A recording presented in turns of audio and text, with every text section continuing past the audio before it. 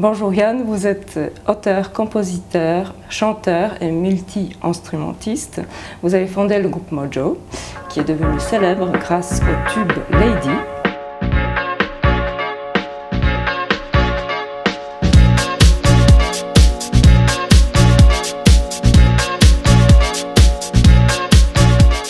C'était en l'an 2000, votre single s'étend partout dans le monde. Pendant plusieurs semaines d'été, il est numéro 1 dans toutes les boîtes de nuit en Europe.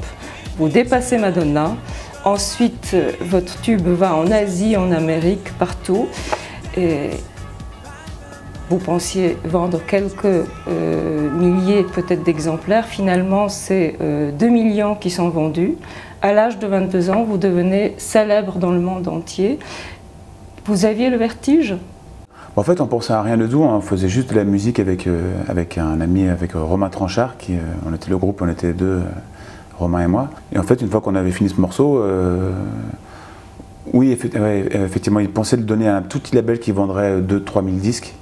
Et puis finalement, des amis à lui ont dit essayez d'aller voir des endroits où les plus grandes maisons de disques. Et puis du coup ça a démarré comme ça, et puis ça a marché très facilement, très vite, et puis très fort.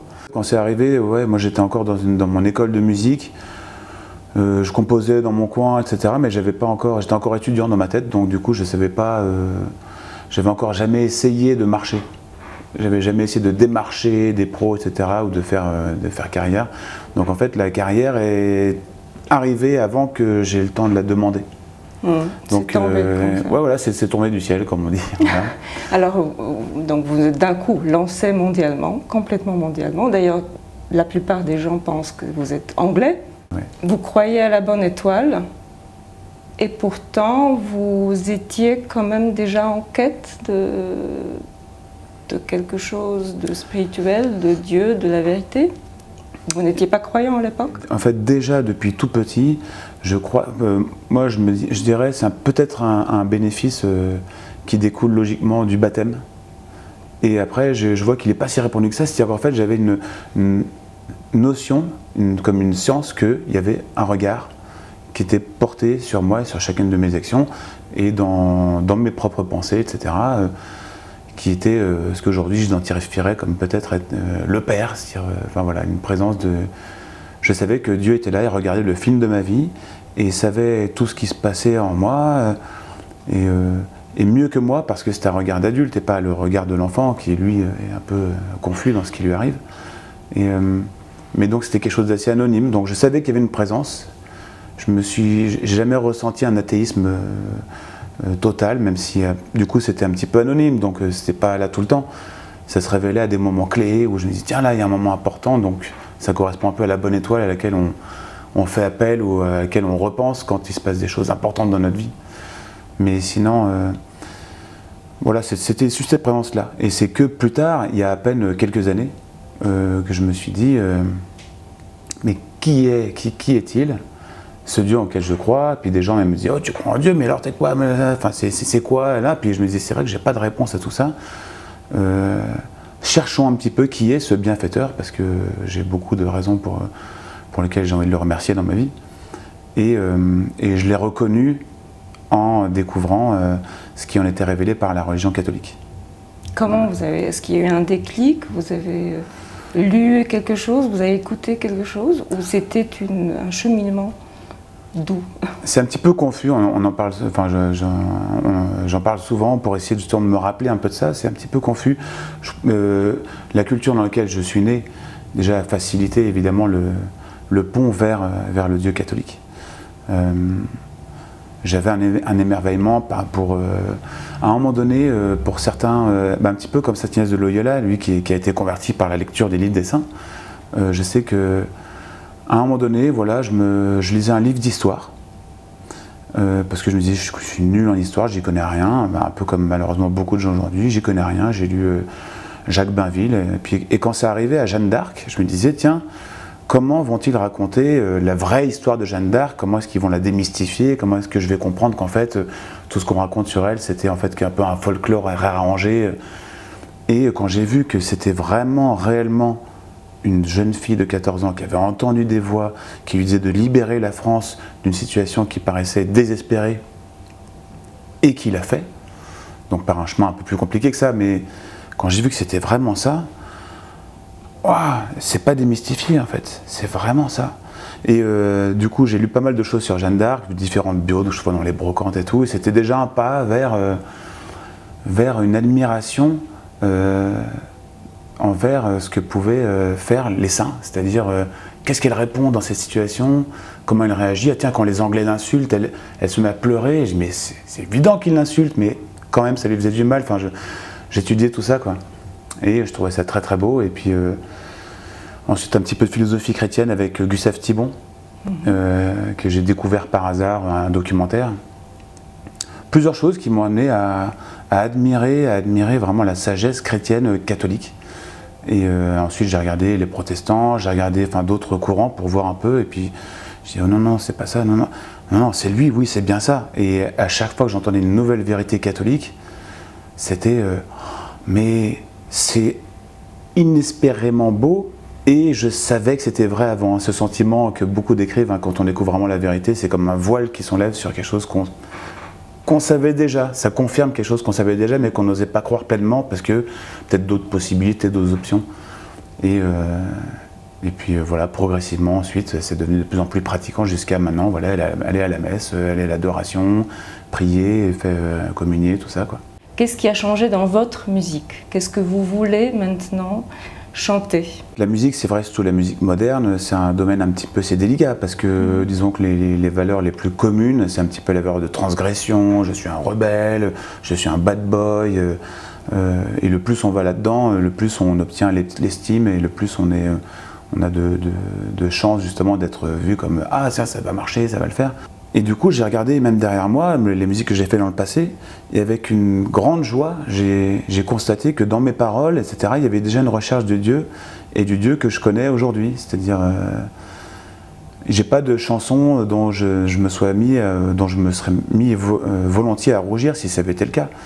Et je me suis dit, non, c'est vrai, je m'adressais déjà à lui, c'est fou, c'est génial.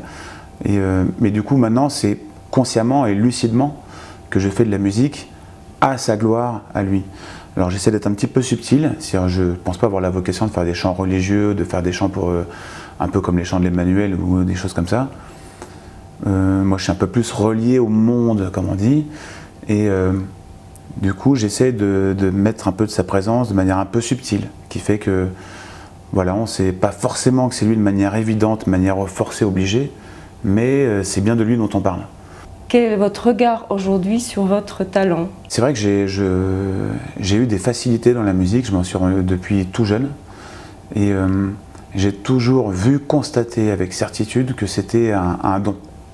Je voyais mes copains qui étaient là, qui travaillaient plus et que ils avaient moins bonne note que moi dans les cours de musique ou d'autres choses. Et du coup, j'avais compris que c'était un don et que c'était quelque chose d'immérité.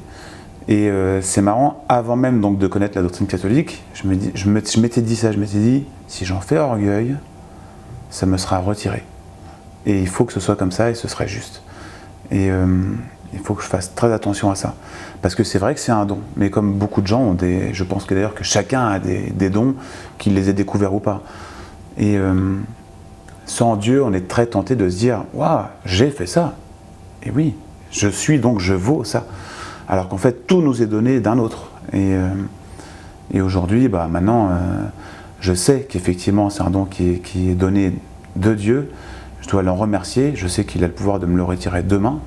Et je connais aussi du coup la parabole des talents dans l'Évangile, qui est qu'il faut faire fructifier ce don. Quand on a un don, il faut l'utiliser. C'est pas pour rien qu'il nous a été donné. Donc il faut ni le voler, c'est-à-dire dire c'est moi, ni le mépriser, c'est-à-dire ça ne sert à rien, je ne sers à rien. Il y a peut-être une manière aussi d'appréhender Dieu et de se dire je ne veux pas me mettre en avant, je ne veux pas faire. Bon, de toute façon, voilà, moi c'est d'utiliser ce don, de le faire fructifier, que ce talent seul en ramène 10, voire 100 si possible. Et voilà, c'est comme ça que j'agence ça aujourd'hui. Alors vous témoignez, j'imagine, de votre foi.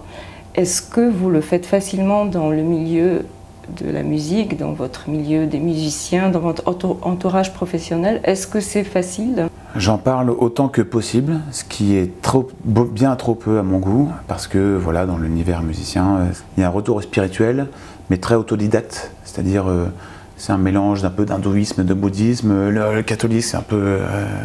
non, c'est plutôt... il y a comme une espèce de rejet. Et en même temps, du coup, il y a un respect de... Quand on leur dit...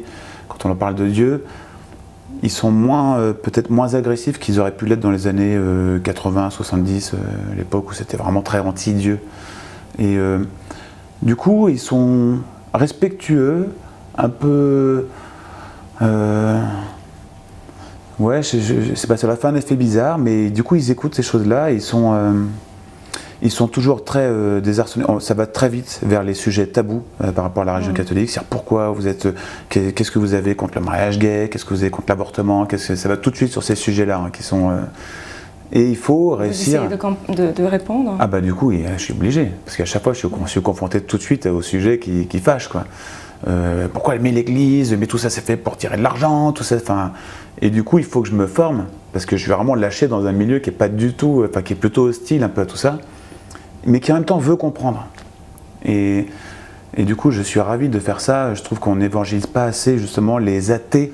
Ils sont athées, mais ils ont soif de quelque chose qui trouve en fait son assouvissement en Dieu. Et du coup, très souvent, ils trouvent ça très beau. Ils trouvent ça beau. Et parfois, en fait, mon but, c'est qu'ils disent à la fin de la conversation, eh ben, moi, je ne crois pas, mais c'est beau, j'aimerais y croire. Voilà. Quand ils disent ça, je me dis, bon, ben, c'est mission accomplie. Après, derrière, c'est Jésus qui décidera de rendre concret ou de répondre à cette envie d'y croire. Voilà. J'ai entendu ce matin une magnifique prière que vous avez chantée, composée, Notre Père. Quelle est la place de la prière dans votre vie? La place de la prière est de plus en plus grande. Je découvre de plus en plus avec le temps, il me semble que c'est comme ça qu'elle fonctionne, la puissance de la prière. Au départ, c'est bizarre. Au départ, on se dit, ouais, bon, je vais prier parce que, ouais, je ne prie pas, je vais faire comme tout le monde. Puis on a l'impression que. Mais en fait, je trouvais une espèce de parabole, je ne sais pas si elle fonctionne bien, mais parce que c'est que récemment que j'y ai pensé, mais c'est un peu comme quand on veut faire un régime. C'est-à-dire, oh, j'ai pris du poids, je vais faire un régime. Pendant 2 bonnes semaines, voire 3 semaines, on mange moins, et puis on maigrit toujours pas, ça prend du temps, quoi. Et bien, la prière, c'est un peu ça. On prie, et puis et petit à petit, on commence à. Peut-être quand Dieu ou quand nous-mêmes on voit, quand Dieu et nous-mêmes on voit qu'on persévère dans la prière, malgré le sentiment qu'en apparence elles ne sont pas entendues, les grâces commencent à tomber, on commence à avoir un rapport entre les grâces et les prières qu'on a adressées. Et là, aujourd'hui, ça s'épanouit de plus en plus. Pour être sûr d'avoir des prières régulières, avec ma femme Pauline, on fait le Sainte Brigitte. On appelle ça le Sainte Brigitte, c'est-à-dire c'est 7 patères avec ce qu'on appelle les mystères, c'est des textes sur la passion de Jésus. C'est la sainte suédoise, ouais. Oui, Sainte Brigitte. Oui. Il faut faire ça une fois par jour pendant 12 ans. 12 ans 12 ans, et c'est 15 minutes. Hein. C'est quand même 15 minutes. Et ça, c'est le minimum. Vraiment, et même si on n'a pas trouvé le temps de le faire et qu'on est crevé, qu'il est 3 h du matin après un concert et tout, on le fait, on ne s'endort pas, on le fait, c'est tous les jours. Parce que d'ici 12 ans, nous est accordé dedans de ne pas passer par le purgatoire. Du coup, tant mieux. Et puis pour des proches aussi, de nous, 3 proches qu'on peut... Bon, en tout cas, ce qui est certain, c'est que du coup, ça me fait un temps de prière quotidien. En plus des messes et du temps... on a aussi un petit temps d'adoration par semaine. Du coup, voilà, il y a ce moment de prière qui est régulier et souvent on ressort de là, on se dit mais quelle joie. J'ai envie de pouvoir l'exprimer pour les gens qui ne prient pas encore et qui se disent ouais, c'est vrai, il faut prier, parce que je l'ai ressenti ça aussi. C'est vrai que c'est difficile Et bien là, on s'est mis une discipline parce que je sais que sinon je ne l'aurais pas eu. Il y a des jours où j'aurais eu la flemme, etc. Là, on sait que voilà, tous les jours, on a 7 Pater, 7 Ave Maria et les textes entrent au minimum. Et puis on a rajouté dessus une prière à Saint Michel pour nous défendre contre les attaques du démon chaque jour. et d'autres. Enfin, voilà. C'est votre saint préféré, Saint Michel? Saint Michel, il est important. Je l'avais autour du cou aussi. Puis après, avec Jésus et Marie, ça faisait un petit peu trop. Du coup, j'ai fini par le retirer, mais pas de mon cœur. Et ouais, Saint Michel, très important. C'est-à-dire quand j'ai découvert justement l'existence de Saint Michel, parce que souvent on a une vision, voilà, moi je peux en témoigner, parce qu'avant de connaître la religion catholique, j'en avais une certaine vision qui, à mon avis, est commune un peu à beaucoup de gens aujourd'hui. Et quand j'ai vu que non, il y avait cet ange-là, ce saint qui est comme ça et qui tient le démon sous son pied, et je me disais, ah c'est bien, parce que je les voyais un peu mou, un petit peu trop gentillet dans la religion catholique. Et là, je voyais qu'on avait ce Saint Michel Archange qui est pas là pour rigoler, et qui avec son histoire, voilà, qui a fait chuter Satan, c'est-à-dire qu'il a fait échouer, qui lui dit qui est comme Dieu pour pouvoir oser lui dire qu'il s'est trompé. Et Satan qui a compris tout de suite que c'était vrai, qui a chuté. Voilà, donc ouais, Saint Michel, je suis très content qu'il soit présent avec nous chaque jour dans la prière. Merci Yann. Merci. Merci.